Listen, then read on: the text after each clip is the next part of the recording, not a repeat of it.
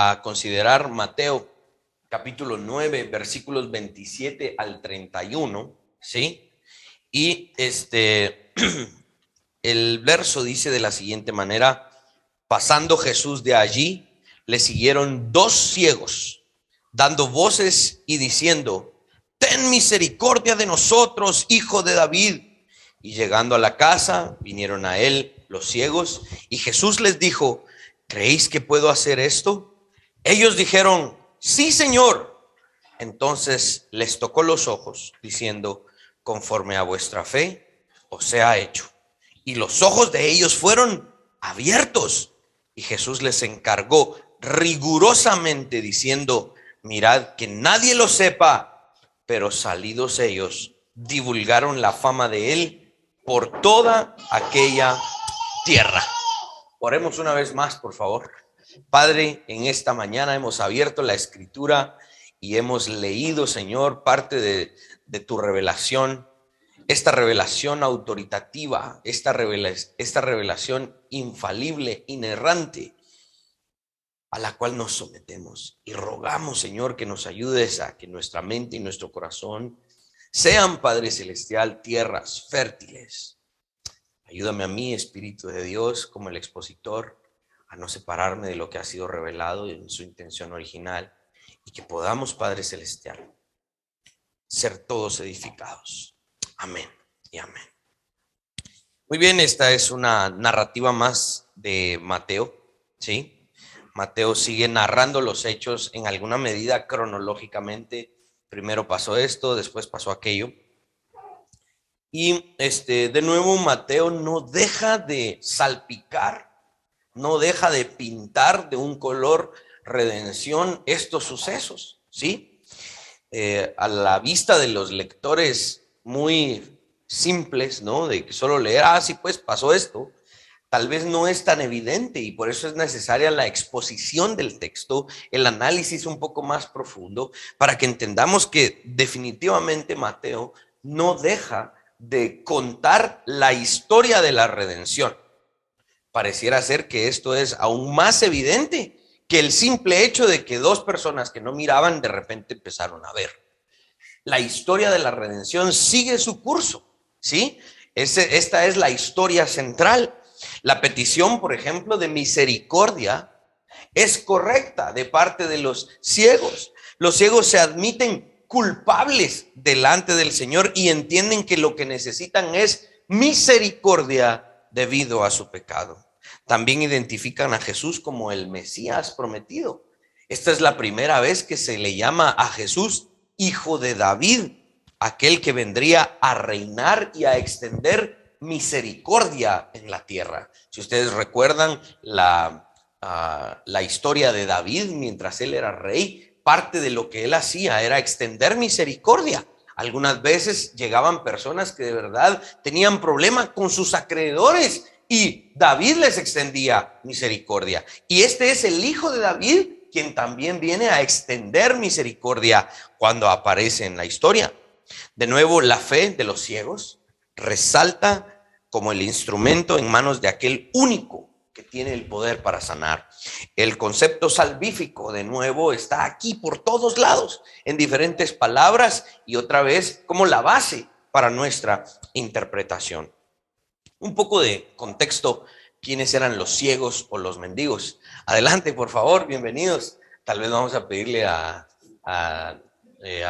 Cindy, a Karen, que nos ubiquemos allá en la... Gracias. Adelante. Aquí hay dos, adelante. Pasen adelante. Bienvenidos. Bienvenidos. Un poco de contexto entonces. Los mendigos o ciegos se mencionan con frecuencia, ¿sí?, en el Nuevo Testamento. Según el Antiguo Testamento, los ciegos debían ser tratados con compasión. Levítico 19, Deuteronomio 27, manda al pueblo de Israel a tratar a aquellos que no son videntes con compasión, a tener compasión de ellos. La ceguera a veces era un castigo por la desobediencia en algunas partes de la Biblia. Sí, podemos ver, por ejemplo, en 1 Samuel 11, versículo 2, se dejaban ciegos aquellos que se conquistaba porque no obedecían las directrices de los que ahora eran los gobernantes. Jeremías 39 también habla de eso.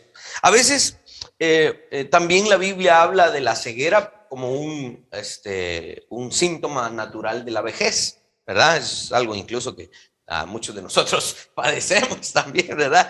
Yo no estoy tan viejo y ya me está pasando a veces. Me pone triste que la doctora de repente me dice, mire, voy a tener que subir 0.5. Bueno, me toca, ¿verdad? Los lentes, ¿verdad? Los conquistadores a veces cegaban a los cautivos.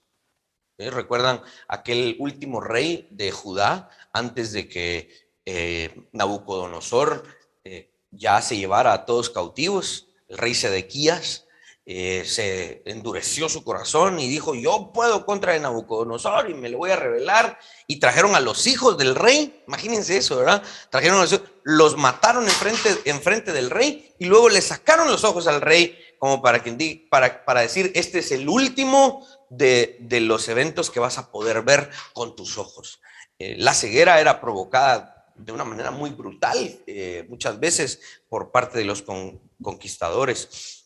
La ceguera denota también en la Biblia un sinónimo de ignorancia. Aquel que es ciego, en alguna medida, aunque pueda ver con sus ojos naturales, realmente es una persona que ignora lo que realmente está sucediendo. Y esa es una de las conclusiones a las que vamos a llegar en este pasaje. Una ignorancia en cuanto a las cosas espirituales. Los profetas utilizaban muchas de estas ilustraciones, ¿no? Aquel pueblo, dice el profeta Isaías, que tiene ojos, mas no ven. Pueden ver, mas no perciben. Esa ceguera en algún sentido es espiritual. Y la apertura de los ojos de aquellos que han sido ciegos y de repente pueden ver, esa es una obra del Mesías. Eso es lo que vamos a ver. 3 tipos de ceguera son mencionados en la escritura, aparte del tema, digamos, como simbólico, que significa la ceguera simbólica, pero una de ellas es la ceguera repentina, ¿sí? Muchos en el Antiguo Testamento y en los primeros días del siglo I hablaban de que la ceguera era causada por las moscas y el polvo y la suciedad y contaminación que las moscas llevaban. Y algunos pues decían que esto era una fuente de ceguera. Un fuerte destello de luz, digamos, ¿verdad? Que de repente alguien miraba un reflejo muy fuerte en el agua y de repente quedaba ciego. Esa ceguera era repentina. Esa es una de las formas de la ceguera que la escritura trata. La otra es la ceguera gradual, que es como, pues conforme la persona va envejeciendo, la Biblia utiliza el lenguaje como sus ojos se fueron apagando por la vejez, ¿sí? Y tercero es la ceguera crónica. La ceguera crónica era aquella ceguera que era de nacimiento, aquel que había nacido ciego, que nunca había visto o que de pequeño había perdido su capacidad para ver. La Biblia hace uso o hace referencia de manera más frecuente a este último tipo de ceguera, aquella que es crónica, que es total, que no lograban ver ni siquiera tan solo un poquito y que había sido desde la niñez. La ceguera era una cuestión, por ejemplo, que descalificaba a una persona para ejercer el oficio sacerdotal. La ceguera también aparece, como ya lo hemos mencionado en alguna medida, como un punto de juicio, por ejemplo, sobre los sodomitas, cuando ellos querían entrar por fuerza a la casa de Lot. Vienen los ángeles y en alguna medida de juicio dejan sin la capacidad de ver a muchos de ellos que estaban intentando entrar por la fuerza a la casa de Lot. O en aquella escena de Eliseo con el ejército asirio, cuando Eliseo clama y todo el ejército básicamente queda ciego, ¿verdad? Y es un acto de juicio. Saulo de Tarso, cuando él iba a Damasco, literalmente, ese es un buen chapinismo, lo bajaron del caballo y lo dejaron ciego, ¿verdad? ¿Por qué? Porque iba a matar cristianos y en alguna medida Dios lo estaba juzgando. Luego vemos que los ciegos dicen, hijo de David, ten misericordia de mí. Este era un título para el Mesías. El Mesías en el Nuevo Testamento tiene varios títulos o varias frases que se asocian a él y esta es una de ellas. La mayoría de las expectativas del Mesías, era el hijo de David, y ahí era un asunto eminentemente político para muchos de ellos, eminentemente de la guerra, de la batalla, porque David era obviamente el rey por excelencia del Antiguo Testamento, pero era el rey por su habilidad en la guerra. Entonces muchos creían que este iba a ser el Mesías, el hijo de David, el que también iba a tomar la espada. Pero estos ciegos, que realmente no estaban tan ciegos porque fueron capaces de ver más que los fariseos, asociaron el título del Mesías, del hijo de David, con aquel que sanaba. Casi nadie hacía eso. Por eso los ciegos, vamos a ver que no estaban tan ciegos en este pasaje, porque entendieron la conexión entre la capacidad de la sanidad y la descendencia real con el rey David. En otras partes de la escritura no se menciona esta escena específicamente. Parece ser que esta escena es una escena registrada específicamente por Mateo. No tenemos un relato alternativo específico como los otros en los demás evangelios, pero sí tenemos otros relatos de otros ciegos en otros evangelios y que casualidad repiten muchos de estos elementos. Por ejemplo, Bartimeo en el evangelio de Marcos, capítulo 10, versículos 46 al 47, dice que entrando a Jericó Jesús con sus discípulos, Bartimeo escucha que venía este Jesús y sale de sus labios muchos de estos elementos. Jesús, hijo de David, ten misericordia de mí. Los ciegos, como que aunque no se conocían en todo Israel, Jerusalén, Capernaum, tal vez no se conocían los unos a los otros, ni se habían podido ver obviamente porque eran ciegos, pero estaban casi que de acuerdo por la providencia de Dios en estos elementos. Número uno, de pedir misericordia, y número dos, de adjudicar el título apropiado al Mesías, hijo de David. De verdad que los ciegos nos dan una gran enseñanza alrededor de los evangelios cuando nos hablan del hijo de David. Parece ser que Jesús, al salir de la casa de Jairo, recuerden que el último pasaje que vimos fue en la casa de Jairo, y después de haber hecho semejante milagro, Jesús obviamente no pasó desapercibido para nada. La gente empieza a divulgar lo que había sucedido, y a pesar de que estos dos hombres no podían ver, en alguna forma buscaron la manera de seguirlo y lo siguieron hasta que llegó a donde Jesús iba a descansar, porque dice ahí el texto, pasando Jesús de allí, es decir, probablemente inmediatamente después de la escena con Jairo, Jesús empieza a caminar y estos ciegos lo siguen. Una vez Jesús hacía milagros, podríamos decir que la fe era puesta por Dios mismo en la vida de estas personas. Este relato nos guía a describir lo que sucedió en estos términos, en los términos de la fe, porque es lo que está resaltado en las líneas del pasaje. Los ciegos escuchan de lo sucedido y probablemente escuchan a los muchos de los otros milagros, y no sería descabellado decir que han escuchado también sus enseñanzas. Recuerden, esto es lo maravilloso de predicar expositivamente y venir pasaje por pasaje, porque estos eventos están prácticamente, si no en unas horas, en unos cuantos o pocos días, asociados después del Sermón del Monte.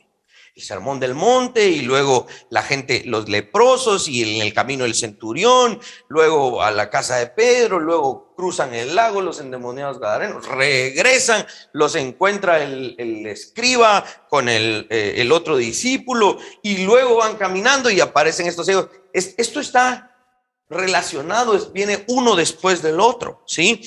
Y no sería descabellado creer que los ciegos no solo han escuchado de los milagros, sino que tal vez han escuchado las enseñanzas de este Mesías. Al tomar todos estos elementos, las enseñanzas y los milagros, los ciegos concluyen y dicen, este es el hijo de David, este es el que estamos esperando. Llegan a la conclusión, ¿por qué? No solo por haber escuchado, sino que Mateo resalta esto, por la fe que ha sido depositada en ellos. Y este es un punto importante porque nos recuerda precisamente nuestra historia, como nosotros éramos ciegos. Si no podíamos ver, ¿cómo fuimos capaces de ver al Salvador? Por la fe. Y esa es exactamente la definición de la fe. Es la certeza de lo que se espera, la convicción de lo que no se ve. Como ciegos podemos llegar a la fe, porque la fe es un regalo de Dios. La fe es algo que Dios nos da, no es algo que nosotros le damos a Dios. Recuerden, nosotros somos malos, de nosotros no surge fe. La fe es puesta allí por alguien más. Siempre me ha sorprendido de estos pasajes, porque aquellos que no podían ver con sus ojos naturales, irónicamente, son los que realmente pueden ver a Jesús. He aquí la paradoja del evangelio. Los fariseos, quienes eran sanos de su vista natural, realmente eran ciegos, y Jesús les dice: ciegos, guías de ciegos.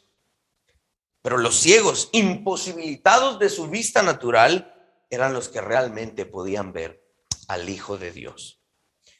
Esta es la primera vez que se le llama a Jesús Hijo de David, y no debe haber duda de que los hombres ciegos estaban confesando a Jesús como el Mesías. En el tiempo de Jesús había una intensa expectativa mesiánica, dice un autor de apellido Gil. La era mesiánica se iba a caracterizar por lo que los profetas habían dicho. ¿Qué habían dicho los profetas? ¿Qué había dicho Isaías? Que cuando el Mesías viniera, el capítulo 35 dice: los ojos de los ciegos se abrirán, la lengua de los mudos hablará, las piernas de los cojos saltarán como ciervos. Entonces, cuando empiezan a suceder estas cosas, la gente dice: los profetas anunciaron esto. Este tiene que ser el Mesías.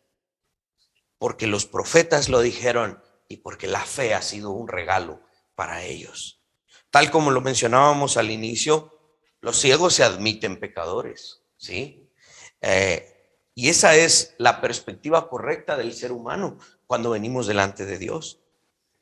Si los ciegos hubiesen creído merecedores de la sanidad, si los ciegos se hubiesen creído merecedores de la salvación, la respuesta de Jesús hubiese sido diferente. Y ese es uno de los puntos que pongo en sus notas. La actitud del fariseo o el tema de la misericordia en los labios de los ciegos viene a ser el contraste ¿con quién? Con los fariseos. Porque hemos tratado precisamente muchas veces en estas prédicas sobre los fariseos y su actitud. La actitud de los fariseos era que ellos eran los judíos del sur puros, los que habían mantenido las enseñanzas de Moisés. Por lo tanto, cuando el Mesías viniera, ellos eran merecedores del Mesías. Ellos merecían lo que el Mesías traía porque ellos habían hecho bien su trabajo. Esa era la actitud del fariseo. Pero la actitud de los ciegos contrasta, porque los ciegos dicen: nosotros no, si este es el Mesías, nosotros no merecemos nada, por lo tanto pedimos misericordia. Ese es el contraste. Aquel que dice: yo merezco, y aquel que dice: yo no merezco nada y por eso pido. Por eso es que Jesús responde positivamente a la petición de los ciegos. Esta palabra que los ciegos dicen, ten misericordia, viene del griego eleo, que significa tener compasión de. Y algunos dicen: sí, esa es la misericordia. No, pero el término en griego va más allá, porque realmente el término significa lástima. Es lástima, ¿sí? Es consolar, socorrer a algún afligido, traer ayuda al miserable, tener simpatía con la miseria de otro, tal simpatía que se manifiesta en un acto. Sí, es de verdad una actitud de lástima, porque este es miserable. Y esto era lo que decía el apóstol Pablo en su carta a los romanos: miserable de mí. Y esa es nuestra actitud frente al Salvador. Nuestra miseria como pecadores, de verdad no la hemos dimensionado, pero está ilustrada en alguna medida en la miseria de estos ciegos, que dicen: Jesús, por favor, ten lástima de mí. ten lástima. ¿Qué soy yo? ¿Quién soy yo? Un ciego miserable. Échame la mano. Y Jesús lo hace. Jesús responde y lo hace con una pregunta, como un gran maestro. Y esto es uno de los puntos en su bosquejo. La pregunta de Jesús. La pregunta de Jesús es bien importante. Dice, ¿creéis que puedo hacer esto? De nuevo, resalta el factor tan importante en el relato y en la argumentación de Mateo, la fe. En el capítulo 9, la fe es un tema recurrente, porque no se separa nunca de los relatos y tampoco de la resolución de los conflictos relatados allí en esas líneas. Exactamente igual que en los relatos de la hija de Jairo y la mujer con el flujo de sangre, Jesús estaba encontrando el instrumento que iba a utilizar para sanar. Y ese instrumento era la fe. Y quiero añadir un poquito más a esos conceptos, porque creo que nuestro entendimiento debe alcanzar mayores dimensiones para aprender a vivir una mejor vida delante de nuestro Dios, aprender a relacionarnos mejor con el Señor. Añadamos a lo que hemos explicado sobre el instrumento de la fe. Un instrumento en cualquier obra o trabajo que se realice, un instrumento es importante, ¿no? Sin embargo, un instrumento no puede hacer prácticamente nada por sí solo. Por ejemplo, un instrumento musical, ¿sí? Aquí a veces yo toco la guitarra, Dani toca el bajo, y entonces vemos ahí un instrumento. Un instrumento puede estar perfectamente construido, tallado. Un instrumento puede estar perfectamente pulido, afinado, pero si está allí parado, ¿de qué sirve? Solito el instrumento no puede ni siquiera sonar, y mucho menos hacer una línea coherente de armonía y melodía para poder guiar. No, el instrumento por sí solo no puede hacer nada. Ese instrumento necesita un objeto que lo tome en sus manos y lo haga sonar. El cristianismo reformado protestante no proclama solo la fe, más bien proclama la fe sola. ¿Cuál es la diferencia? Y espero no perderlos aquí. Les pido que me presten mucha atención. No proclamamos solo la fe, sino que proclamamos la fe sola. ¿Qué es esto? La fe no es capaz solita de provocar salvación. Más bien, la fe sola en Jesucristo, sin las obras de la ley, es lo que provoca salvación. Dice Romanos 3:28, y ahí está en su bosquejo si ustedes lo quieren ver después. Concluimos pues, dice Pablo, que el hombre es justificado por la fe sin las obras de la ley. De aquí es donde se deriva la doctrina que proclamamos de la sola fe o la sola fide, ¿sí? Es la fe apartada de los méritos. No es la fe por sí sola. Es la fe en alguien. Es la fe en un objeto, en una persona. Es la fe en Jesucristo. Si creyésemos que la fe por sí sola puede actuar, entonces estaríamos teniendo fe en la fe. De hecho, existe una doctrina, un concepto que se llama fideísmo, que habla específicamente de eso. Tengan fe, esa fe va a obrar solita, y no es eso. Realmente la fe es un instrumento. Mi maestro de historia de la iglesia, Larry Trotter, él no sabe que yo soy su alumno porque yo lo escuché mucho y él no sabe que existo, pero él es mi maestro, digo yo, ¿verdad? Y él, yo escuché muchas de sus horas de historia de la iglesia y él decía, la fe es como un canal que Dios nos ha dado, ¿sí? A todos. Y esa fe existe en todo ser humano. El problema es en dónde se pone ese tubo para recibir. Una persona, aunque no sea cristiana y crea que Dios no existe, no significa que no tenga fe. Tiene fe, pero su fe está puesta en otra cosa. Y por ese tubo pasa otra cosa. Pasa otro tipo de agua, pasa otro tipo de líquido que no es el líquido que debe pasar. La fe es como ese tubo que nosotros ponemos en Jesucristo, y a través de ese tubo pasa la doctrina de Jesucristo, su revelación, lo que Él es donde ponemos ese instrumento. Si ese tubo, ese instrumento no hace nada por sí solo, ese instrumento tiene que estar conectado con alguien, con algo, y nuestra fe está puesta en Jesucristo, ¿sí? Si creyésemos que la fe por sí sola puede actuar, estaríamos teniendo fe en la fe, cosa que no tendría sentido. Por eso yo generalmente no comparto esas frases, ¿no? A veces me llegan correos de hermanos de verdad bien intencionados, pero dicen al final, William, fíjate que esto y lo otro, cualquier cosa estamos en contacto, y al final pone su nombre y ponen como que una frase que es su eslogan de vida, ¿verdad? Y su eslogan de vida decía cosas como: la fe mueve la mano de Dios, o la fe, la otra que decía que la fe desata el poder de Dios, ese tipo de cosas. No, la fe solita no actúa.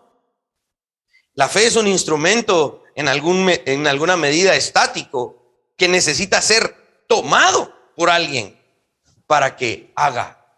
Entonces nuestra fe es activada por la obra de Dios. Nuestra fe no es activada por nosotros mismos. Es un regalo de Dios y es un instrumento que Dios ha puesto, y Él mismo lo usa y Él mismo lo activa, y Él mismo es el que obra a través de esa fe. Y esto es lo que Jesús está encontrando en la vida de los ciegos, en la vida de Jairo, en la vida de la mujer con el flujo de sangre. Está encontrando un instrumento el cual usar. El asunto primordial es el objeto de la fe, no la fe en sí misma. Es el objeto de esa fe, y el objeto de nuestra fe es Jesucristo. El causante de nuestra fe es Jesucristo. Y tal vez el verso que nos puede ayudar a darle conclusión a estos conceptos es que Él es el autor y el consumador de nuestra fe, dice Hebreos. La fe inicia porque Él la inicia, y la fe funciona porque Él la activa. Él genera nuestra fe y Él la consuma. Él la lleva a su conclusión lógica porque es una obra de Él. No los perdí. Sí se entendió. Qué bueno. Esto es lo que Jesús está enfatizando en esta pregunta. Miren, si somos capaces de observar con detalle, la pregunta es específica. Jesús le pregunta a los ciegos: ¿creen ustedes que yo puedo hacer esto? Jesús no les dijo: miren, ya se purificaron, miren, ya cumplieron con las obras de la ley, más lo que dijeron los fariseos para que yo pueda. Miren, ya hicieron esto y aquello, y yo hago. Jesús no preguntó otras cosas. Jesús preguntó una cosa, y a lo que quiero llevarlos es que esta pregunta demanda exclusividad. Jesús dijo: ¿creen ustedes que yo puedo? No si lo que ustedes han hecho más lo que yo puedo, y en equipo los dos podemos. No. Por eso nosotros en esta congregación hemos explicado algunas veces el concepto de la sinergia versus el monergismo. Nosotros creemos en un monergismo, que significa la obra de Dios solamente, independiente de lo que nosotros hagamos o digamos o pensemos. Por eso es que esta pregunta a los ciegos demanda esa exclusividad, exactamente como el entendimiento de nuestra salvación. La obra es de Jesucristo de principio a fin, sin la intervención de nada ni de nadie. Es aquí en donde las líneas se dibujan claramente entre aquellos en que creen en Jesús más un conjunto de cosas.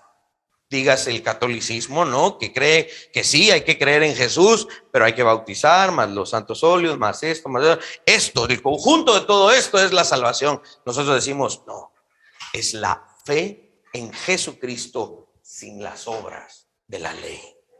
Es el actuar de Dios de principio a fin. Los ciegos en este pasaje se convierten en un gran ejemplo para nosotros, si no es que en nuestros maestros. Su supuesta respuesta que debería ser la respuesta de todo cristiano. Cuando Jesús dice: ¿creen ustedes que yo puedo? La respuesta de estos ciegos fue: sí, Señor. Palabritas muy simples de decir, una frasecita muy simple de pronunciar, pero muy difícil de sostener. Porque lamentablemente hay mucho cristiano que cuando le explicamos estas cosas dice, sí, yo creo, pero es que tal cosa, pero es que yo tengo que hacer, pero es que yo puedo, pero es que yo, sí, pero no han entendido que el principio del cristianismo es la obra de Dios solamente. Y cuando dice Efesios que fuimos preparados para buenas obras, es porque debido a esa regeneración, debido a eso que Dios hizo solito Él, sin que nosotros interviniésemos, nosotros respondemos como evidencia de esa obra. El cristianismo reformado protestante no habla de que las obras buenas no tienen valor. Claro, las obras buenas o las buenas obras tienen valor, pero como evidencia de la obra salvífica. Por eso dice Mateo, por sus frutos los conoceréis. Si son salvos, darán buenos frutos. Si no son salvos, no darán buenos frutos. Pero fíjese usted que yo lo vi que pasó a llorar al altar y dijo y gritaba, Jesús, yo te reconozco. Sí, pero ahí anda todavía emborrachándose, ahí anda con 2 mujeres, pero esa gente que dice, pero los frutos no respaldan lo que dijo. Por eso es que yo no creo cuando dice, es que ya tuvimos presidentes cristianos en Guatemala. No, hombre, tuvimos gente que dijo que era cristiana, pero nunca actuó de acuerdo a lo que sus palabras son. Nunca hemos entendido bien eso. Las obras buenas hay que hacerlas porque son la evidencia de la salvación, pero nunca fueron la base de la salvación, el inicio de la salvación. Estas 2 palabritas que responden los ciegos, hay que sostenerlas así. ¿Crees tú que yo puedo hacer esto? Sí, Señor. Cuando una persona ponía su fe de esta manera en alguien, básicamente estaba traicionando su tradición, su credo, su religión, y estaba abrazando una nueva fe. Los ciegos estaban abandonando el judaísmo, los ciegos estaban abandonando a los fariseos, y estaban abrazando a un nuevo maestro, que este era el Mesías, el Hijo de Dios. Jesús tocó sus ojos y pronunció estas palabras en el verso 29, conforme a vuestra fe sea hecho. Es decir, Jesús tomó en sus manos el instrumento de la fe y lo utilizó para salvar y sanar de nuevo. Algunos leen esas palabras y dicen, ya ves, debido a la fe es que Jesús actuó. Pero es que esta es una cuestión de traducción al español. Miren cómo lo traduce John Knox, el gran hombre del presbiterianismo escocés, después de haber sido entrenado en Ginebra con Calvino y haber tenido grandes conversaciones y de verdad un entrenamiento con Juan Calvino en Ginebra. John Knox regresa a Escocia, a su natal Escocia, y dice, Dios, dame Escocia o muero. Y Dios le concedió su petición. Y John Knox inicia lo que hoy conocemos como la denominación presbiteriana, que básicamente significa el gobierno no solo de la iglesia, sino que de la ciudad por medio de ancianos. Y John Knox traduce esto como, vuestra fe no será defraudada. Entonces, el texto aquí no está tratando como que el punto de que la fe movió a Jesucristo a actuar. No, sino que esa fe que Jesucristo puso en los ciegos no va a ser defraudada, sino que se va a llevar a su conclusión natural, que es la salvación y la sanidad de estos ciegos. La palabra que se traduce aquí como fe viene del griego pisteuo, que a su vez viene de un vocablo griego anterior que es pistis, que significa fe. Pero este pisteuo significa poner la confianza en. Pero miren lo que dice más el diccionario, la transliteración del griego al español. Significa comprometer la vida a, dejar caer sobre, pensar que es verdad, estar persuadido. La convicción y la confianza de un hombre es un impulso por cierta prerrogativa interna y superior a la ley de su alma. Esto es lo que implica ese vocablo. Por lo tanto, los ciegos estaban perdidos, totalmente miserables, creyendo en los fariseos, en los saduceos, en la doctrina, todo esto, cuando de repente escuchan, en su interior surge una ley superior a su alma. Son arrastrados, impulsados al Mesías a proclamar este título del Hijo de David: ten misericordia de mí. Y es por eso que entendemos que eso es lo que pasó con cada uno de nosotros. No fue porque mis papás eran cristianos que yo también, como que fue un carnet que me heredaron. No, en alguna medida, en algún punto de mi historia como ser humano, yo estaba perdido en mis delitos y pecados, y por la predicación, por el ejemplo, por el testimonio, por leer la Biblia, porque vi una película en el canal 27, qué sé yo, algo utilizó Dios que generó en mí algo superior a la ley de mi alma y me arrastró al Señor. Esto es lo que estamos viendo con los ciegos. Fueron arrastrados por una ley superior a su alma a venir a la presencia del Hijo de David. Por eso es que no podemos desligar el elemento salvífico del relato que aquí Mateo nos está dando. La fe salvífica es la que siempre está ahí merodeando tras bambalinas y diciendo: el show que ustedes están viendo es gracias a todo lo que la fe está haciendo ahí atrás. ¿Sí? Yo he ido a estas obras de teatro que no se aguantan las ganas, y después de que los actores salen y se les aplaude a todo el mundo, nos dicen: miren, y vamos a sacar también al escenario a todo el equipo de trabajo detrás del telón, ¿verdad? Y son mucho más que los actores, ¿verdad? Y sale todo, ¿verdad? Y aquel era el de las luces, aquel era el que levantaba el telón, aquel era el que pasaba el agua, aquel era el chivero, aquel era... Entonces hay un montón allá atrás que no se miran, pero están ahí y hacen posible la obra. Bueno, la fe y el concepto del pacto, la redención, la salvación, es lo que hace posible lo que muchos pudieron ver y palpar. Pero la salvación siempre está ahí atrás, dándonos sentido a la interpretación.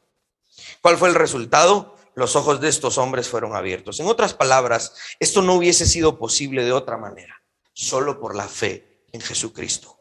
Mateo culmina de nuevo, como lo hace en varios de sus relatos, enfatizando que Jesús encargó que sus milagros no fuesen divulgados. Ahora, aquí Mateo hace más énfasis. En el verso 29 dice: y Jesús les encargó rigurosamente que no divulgaran esto. Esta palabra rigurosamente viene del griego embramoai, que significa estremecerse, reprender firmemente. Pero miren, dice, es un gemir con la noción de coerción, surgiendo del disgusto, la ira, la indignación y el antagonismo, para que nadie lo supiese. En alguna medida, los vocablos originales nos llevan a entender que a Jesús le disgustaba que divulgaran sus milagros. En cierto sentido podemos concluir eso, al menos es lo que el griego original nos está guiando a entender. En efecto, se puede apreciar que en otras partes de la escritura lo que realmente le provocaba gozo a Jesús era la fe, más que el milagro. Por ejemplo, en la escena del centurión, ¿de qué fue lo que se maravilló Jesús?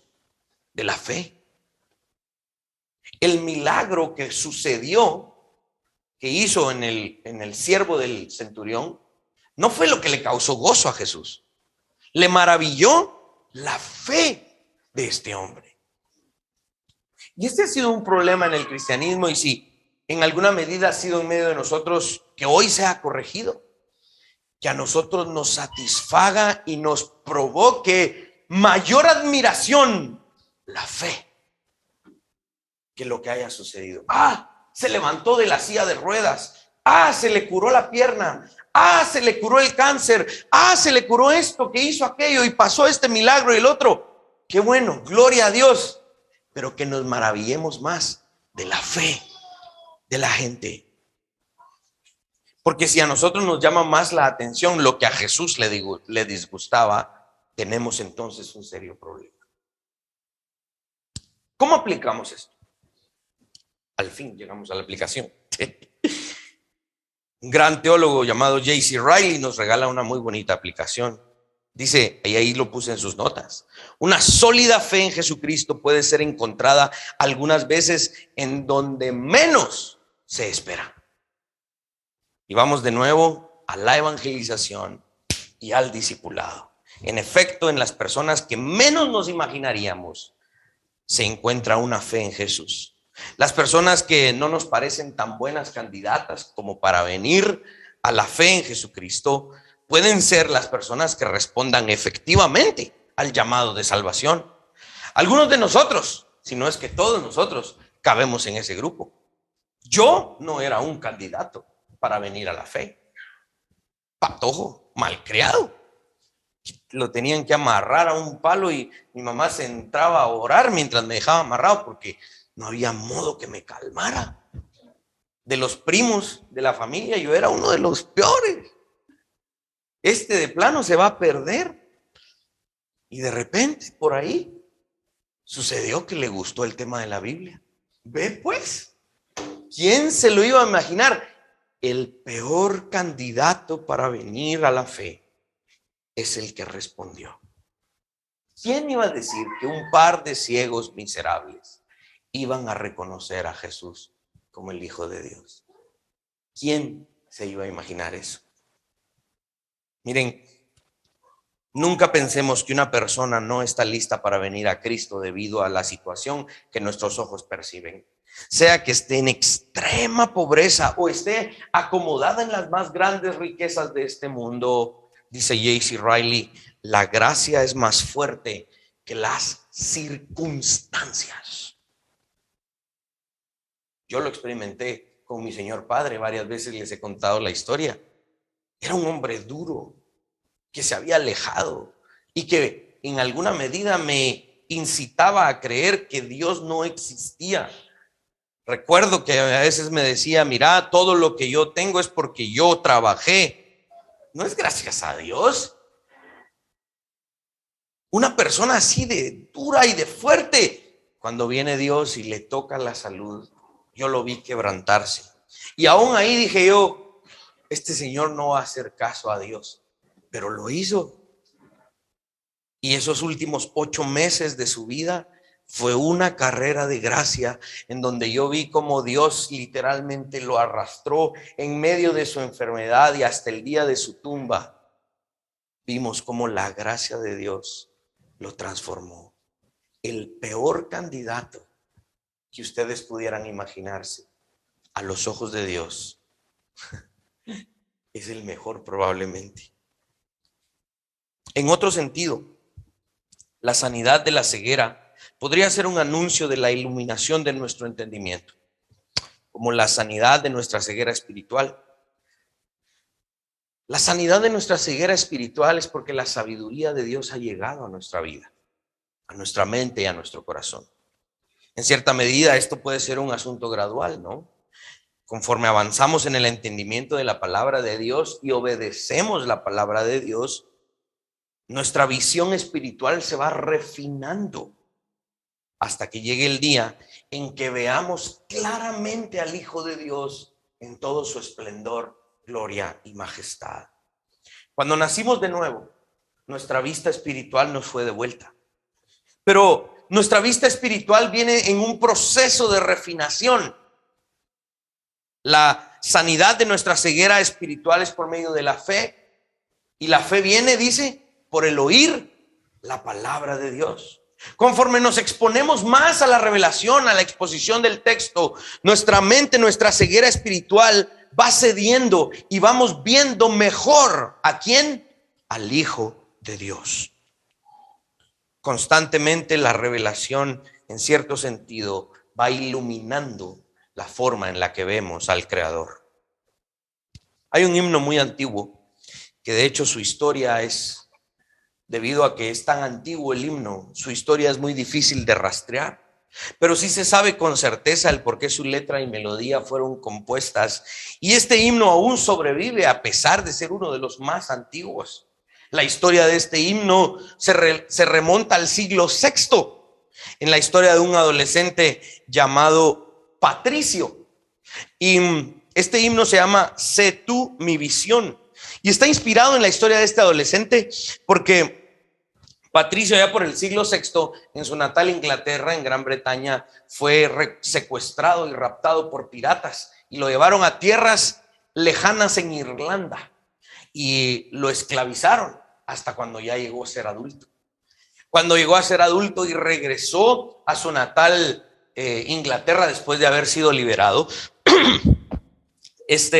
Patricio vino al Señor, se convirtió a Cristo y adivinen a dónde regresó. Regresó al lugar donde lo habían esclavizado durante tantos años, pero ahora regresó como misionero. San Patricio, como se le reconoce ahora, se le reconoce como uno de los más grandes misioneros de la historia de la iglesia. Hoy existe una fiesta en su nombre, la fiesta de San Patricio, donde toda la gente se viste de verde. En Irlanda, en Estados Unidos, la gente se viste de verde y adivinen qué hacen en ese día. Se van a emborrachar y tener una noche desenfrenada. ¡Qué terrible ignorancia la que gobierna esta generación! Esta es una fiesta en honor a uno de los más grandes misioneros de la historia. Y la gente usa ese día para emborracharse y tener una fiesta desenfrenada. Este himno recuerda la historia de este gran misionero, quien estuvo dispuesto a desafiar al rey de Irlanda y a las tribus druidas. Las tribus druidas eran tribus paganas que se oponían, obviamente, a la proclamación del evangelio. Pero cuenta la historia que San Patricio subió a la colina más alta de Irlanda en ese momento y encendió un fuego gigantesco en el domingo de Pascua, para que tanto los druidas como el rey de Irlanda vieran que Jesucristo era Señor de Irlanda. Aunque Irlanda permanece más católica que protestante, el evangelio no dejó de proclamarse en esas tierras. De hecho, este himno es la historia de cómo la ignorancia en Irlanda, la ceguera en Irlanda, fue sometida a la luz del evangelio.